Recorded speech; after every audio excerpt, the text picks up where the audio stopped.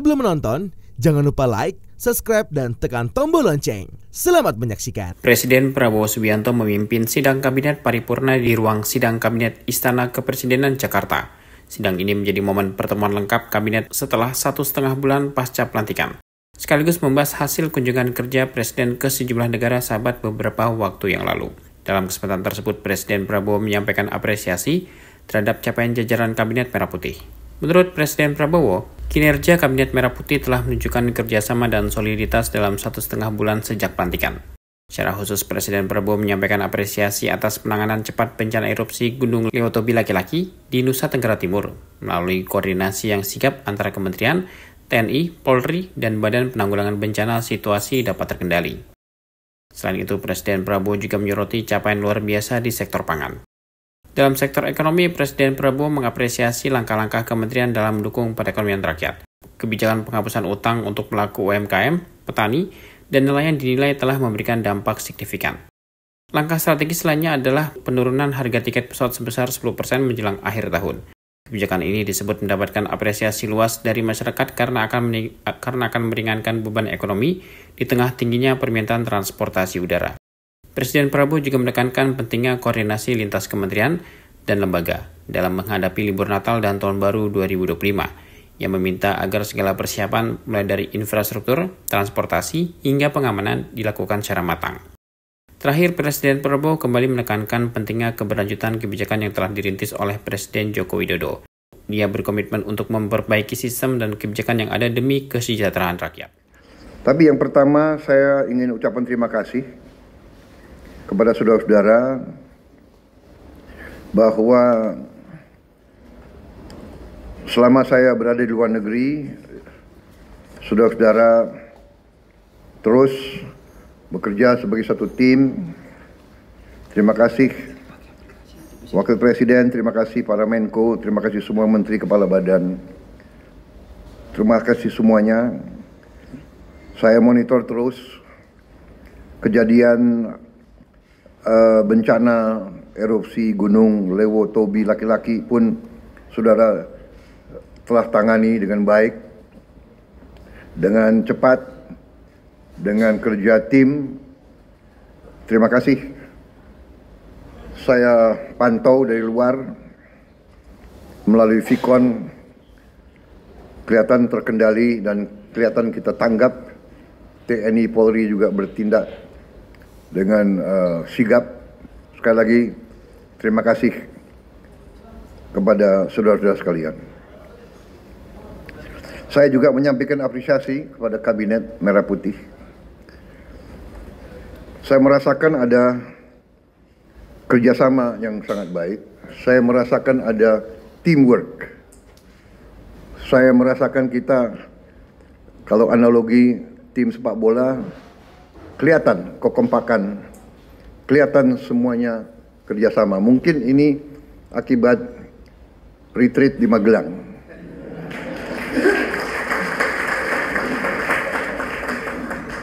Kalau 3 hari saja begitu hasilnya, mungkin kita tambah 5 hari lebih baik lagi.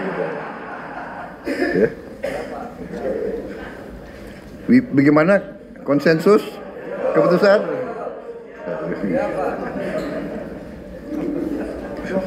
Saya merasakan, kemudian saya ingin ucapkan terima kasih saudara-saudara, prestasi yang sudah kita berikan.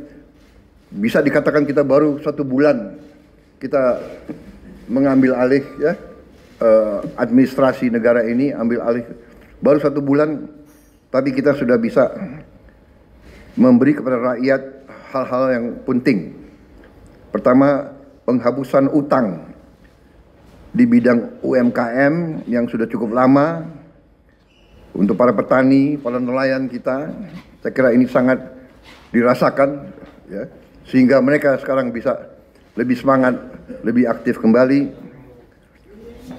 Upah minimum juga naik.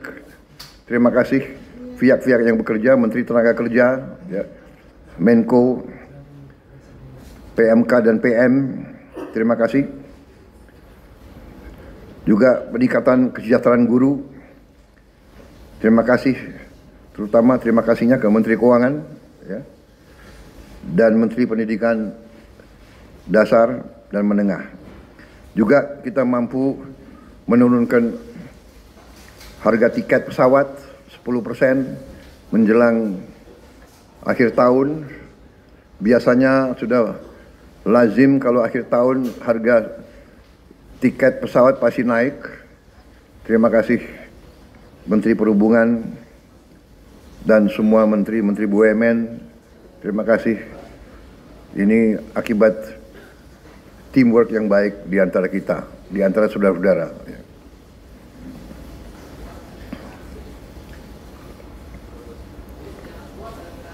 Saya merasakan di mana-mana rakyat merasa bahwa kita